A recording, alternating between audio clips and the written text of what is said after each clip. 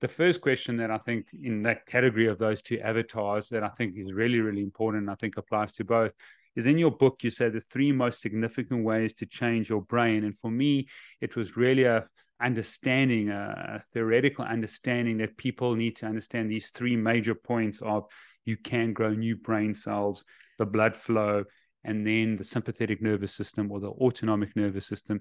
Can you unpack those three very important pillars of understanding, or these concepts that people need to grab hold on in terms of the way they approach brain and mind health?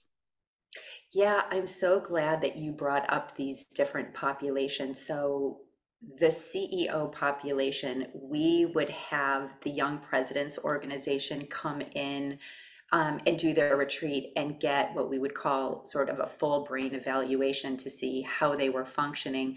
What I love about that population of individuals is they are able to take the metrics that we track, just like what you're tracking, and make very impactful changes to help support their long-term brain health.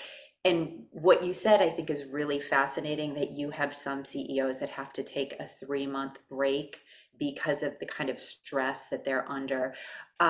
So when coming to our clinic, the things that we would do, much like what you were doing, would include, the baseline neurocognitive assessments, both, a computerized one, but one that also tests for mild cognitive impairment and dementia.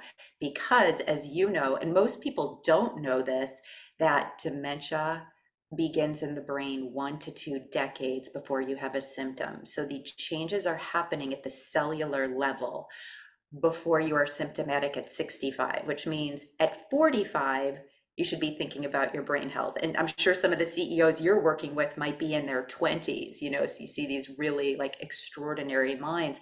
So we want to get people thinking about their brain health. So you look at the cognitive assessments, you look at the neuropsychiatric inventories. You do, again, for us, because we use brain imaging, both the electrical imaging, which I like, that is a non-invasive way to very quickly get a snapshot of how your unique brain is functioning.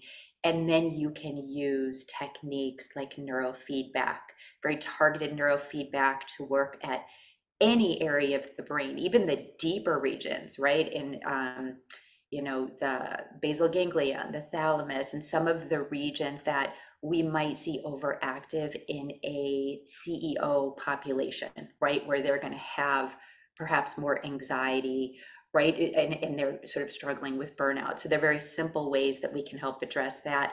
But then also to look at that blood flow piece when we do the SPECT imaging and show people, listen, there are potential areas of your brain that are low in perfusion. And why is that important? If we don't change that, um, healthy blood flow is what, circulates oxygen to our cells and neurons of the brain. And if we don't change that over time, those are going to be the areas of the brain that start to shrink over time. And as most people don't know, once we hit the age of 40, our brain begins to shrink about 5% per decade. And then that accelerates by the time we hit the age of 70.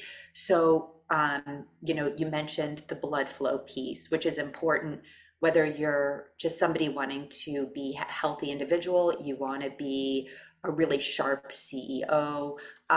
We have to make sure that you're having adequate perfusion throughout your brain.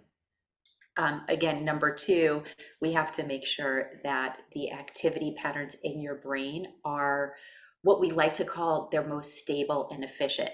So if I do an EEG on your brain and see increased activity in, again, the basal ganglia area, then I know you're probably a high anxiety person, and we might need to calm those brain regions down. Why? Because when we calm them down, it brings you to a place where you're most, again, we kind of say stability and efficiency.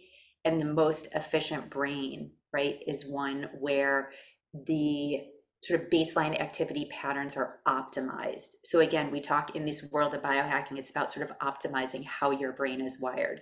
I mean, I know people who are CEOs that have bipolar disorder, which is actually a very active brain. There's sort of multiple areas of the brain that are excessively active. Now, they might be able to access sparks of genius, because I know a lot of people with bipolar disorders that are extraordinarily smart, but on the flip side, they may not be able to sleep for days on end. You know, these are the people that might be having other health challenges. And so, again, we look at your brain, we can help calm down these circuits or improve the blood flow to help support sort of your long-term health and longevity.